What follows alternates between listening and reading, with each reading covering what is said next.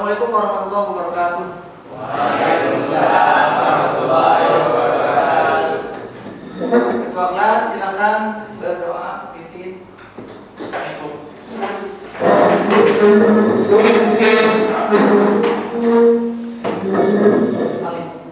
Salim. Assalamualaikum warahmatullahi wabarakatuh. Waalaikumsalam warahmatullahi wabarakatuh. Ijlis.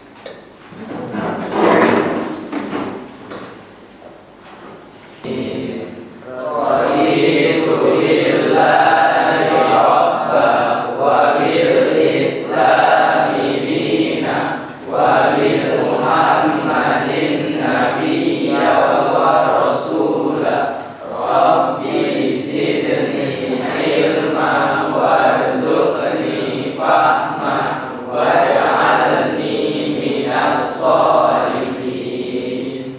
Bismillahirrahmanirrahim. Alhamdulillahi rabbil alamin. Ar-Rahmanir-Rahim. Maliki yaumiddin. Iyyaka na'budu wa iyyaka nasta'in. Ihdinas siratal mustaqim. Siratal ladzina an'amta 'alaihim ghairil maghdubi 'alaihim waladdallin. Amin. Anak-anak, apa kabar semuanya? Alhamdulillah. Luar biasa. Allahu Akbar. Siapa yang tak hadir pada hari ini? Gading. Kenapa Gading? Siapa lagi? Ihsan ya. Ihsan kenapa? Oke, berarti dua orang ya yang tak hadir ya. Oke, yang lainnya sehat kan? Oke anak-anak, apakah sudah siap belajar hari ini? Oke, Ustaz, untuk kontrak belajar hari ini, yang pertama kita akan melanjutkan materi yang sebelumnya. Kemudian yang kedua kita akan berdiskusi. Sebelumnya nanti Ustaz akan paparkan dulu slide PowerPoint dan video untuk melihat dan mengetahui apa yang akan kalian diskusikan. Oke, untuk sebelumnya kita akan adakan ice breaking terlebih dahulu. Ustaz ada permainan sedikit, silakan angkat tangan kalian. Angkat tangan. Kemudian rapatkan tangannya. Kemudian tutup seperti ini. Nah, ini adalah posisi tangan kalian yang nyaman. Sekarang buka lagi. Buka. Kemudian geser ke posisi yang lain selain tadi. Nah, dah. Nyaman gak? Nyaman gak? Enggak kan? Tadi posisi yang normal kita seperti ini. Ketika kita pindahkan posisi lain maka tidak nyaman. Nah, itu artinya ada perubahan yang terjadi. Oke. Perlihatkan kembali. Lihat tangan kalian masing-masing.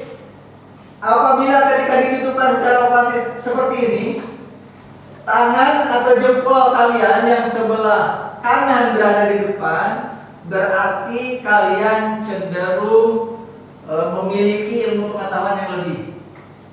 Tetapi yang posisi normalnya jempol kiri yang berada di depan, berarti kalian cenderung kreatif. Oke, siapa yang kreatif di sini?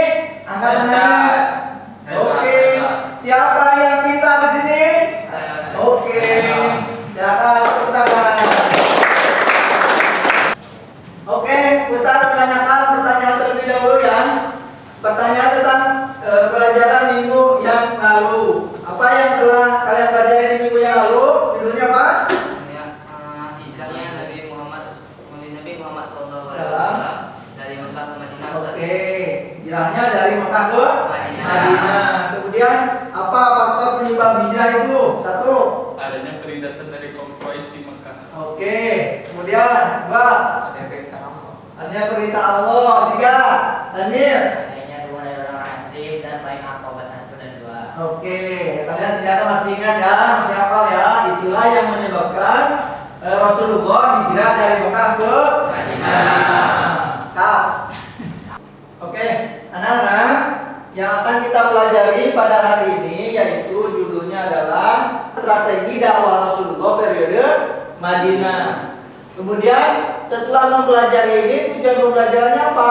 Tujuannya yaitu satu, setelah proses diskusi, kemudian mempelajari PowerPoint dan video nanti yang akan Ustaz jelaskan, kalian mampu menemukan strategi dakwah Rasulullah periode Madinah. Itu tujuan pembelajarannya satu. Yang kedua, kemudian kalian mampu menelaah strategi dakwah Rasulullah periode Madinah. Jadi selain kalian menemukan nanti apa strategi dakwahnya, kalian juga harus bisa menelaah isi-isi dari strategi dakwah Rasulullah tersebut. Kemudian yang ketiga, mampu mengumpulkan strategi dakwah Rasulullah periode Madinah. Jadi ini jadi satu kesatuan ya. Setelah kalian temukan, kemudian kalian telaah, setelah itu kalian bisa mengumpulkan apa saja sih strategi dakwah Rasulullah periode Madinah. Kalau kemarin kan faktor penyebab Nabi hijrah ke Madinah sudah kalian temukan. Sekarang kalian harus menemukan strategi Rasulullah dakwah di periode Madinah. Nanti kalian buatkan kesimpulan ya, buatkan kesimpulan untuk pembelajaran kita pada hari ini. Itulah tujuan pembelajaran kita tentang strategi dakwah periode Madinah. Oke. Sejauh mana kalian mengetahui tentang teori ini, Ustaz akan mengadakan pretest terlebih dahulu. Silakan dibuka di internet kahoot.it. Ya. Internetnya kahoot.it. Sudah? Sudah, Ustaz. Oke. Sudah belum? Sudah. Ya, semangat, sudah belum? Sudah. Oke. Pemenangnya adalah Muhammad Tani. Tepuk tangan. Oke. Sebelum Ustaz melanjutkan, mungkin ada pertanyaan terlebih dahulu, silakan. Oke, apa pertanyaannya? Apa yang diajarkan oleh Nabi di Madinah? Apa yang diajarkan oleh Nabi di Madinah? Oke, siapa yang mau jawab? Ustaz. Oh, silakan. Silakan. Jadi kalau di Mekah Nabi itu mengajarkan ketauhidan. Tapi kalau di Madinah mengajarkan Selanjutnya ada lagi yang bertanya? Silakan. Abdurrahman, bertanya? Ya.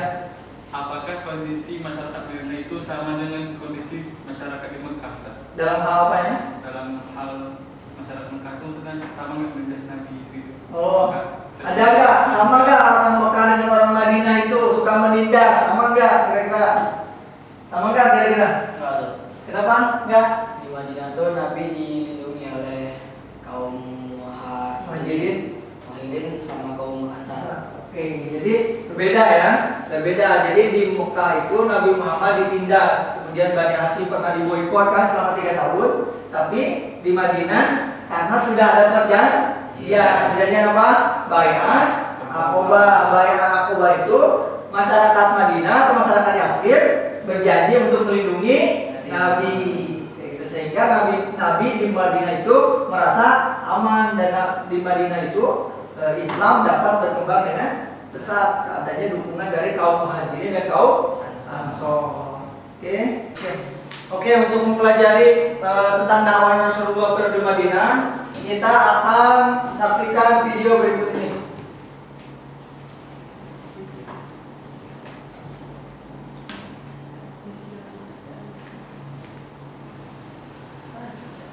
Oke, selesai. Oke.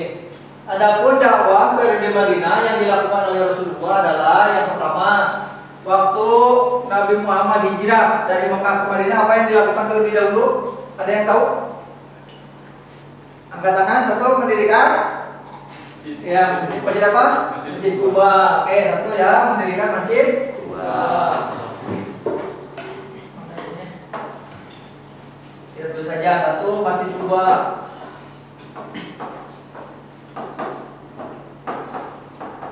Setelah itu kira-kira apa? Kalian ingat? Mempersaudarakan kaum muhajirin dan ansor. Kaum muhajirin dan ansor. Setelah itu ada lagi? Ada ingat? Mempersaudarakan suku yang ada di Madinah suku apa? Aus dan Khazraj. Aus dan Khazraj. Aus dan Khazraj dipersaudarakan. Suku di Madinah ada apa lagi? Bangsa yang. Oke, untuk selanjutnya kita akan adakan diskusi ya. Kita akan diskusi. Ustaz ingin kalian membuat menjadi 3 kelompok. Oke, silakan kumpul di sebelah sana kelompok berapa? Kelompok 1, kelompok 2, kelompok 3.